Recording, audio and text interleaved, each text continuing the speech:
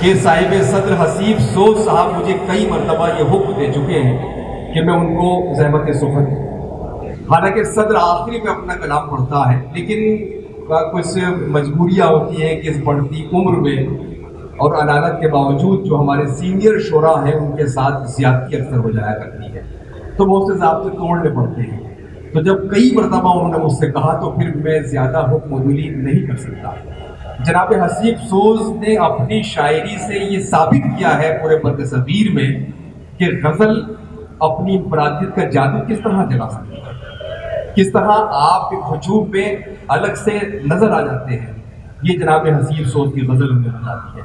मैंने उनके कुछ अशार पढ़े थे, लेकिन इस वक्त मैं बहुत अदब और एहतराम के साथ उस शख्सियत से गुजारिश कर रहा हूँ कि जिसकी वजह से आज के नौचंदी के इस मेले के वक़ार में ज़बरदस्त इजाफा हुआ है, और कई हमारे जो अफसरान हैं पुलिस के या इंतज़ामिया उनको पसंद करते हैं।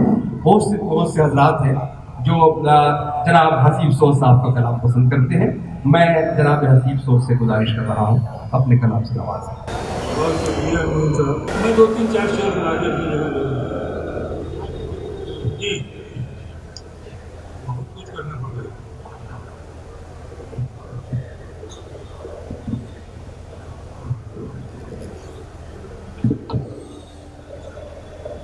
बनाना कीजिए एक मुद्दा 2-3 शेर जी बनाना कीजिए। खुद को इतना जो हवादार समझ रखा है, खुद को इतना जो हवादार समझ रखा है, क्या हमें रेत की दीवार समझ रखा है? खुद को इतना जो हवादार समझ रखा है, क्या हमें रेत की दीवार समझ रखा है?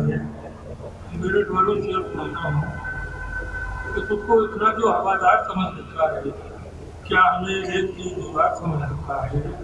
हमने किरदार को कपड़ों की तरह पहना है, हमने किरदार को कपड़ों की तरह पहना है, तुमने कपड़ों ही को किरदार समझ रखा है। हमने किरदार को कपड़ों की तरह पहना है,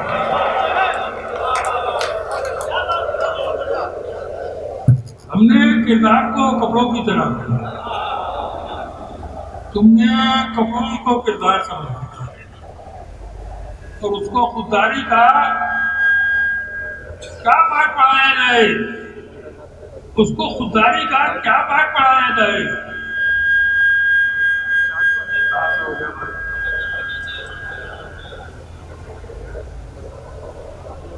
उसको खुददारी का क्या पाठ पढ़ाया जाए? भीख को जिसने पुरस्कार समझा, उसको खुददारी का क्या पाठ पढ़ाया जाए? भीख को जिसने पुरस्कार समझ रखा है, और ये आखिरी कि मेरी संजीदा तबीयत में भी शक है सबको, मेरी संजीदा तबीयत में भी शक है सबको। बात लोगों ने तो बीमार समझ रखा,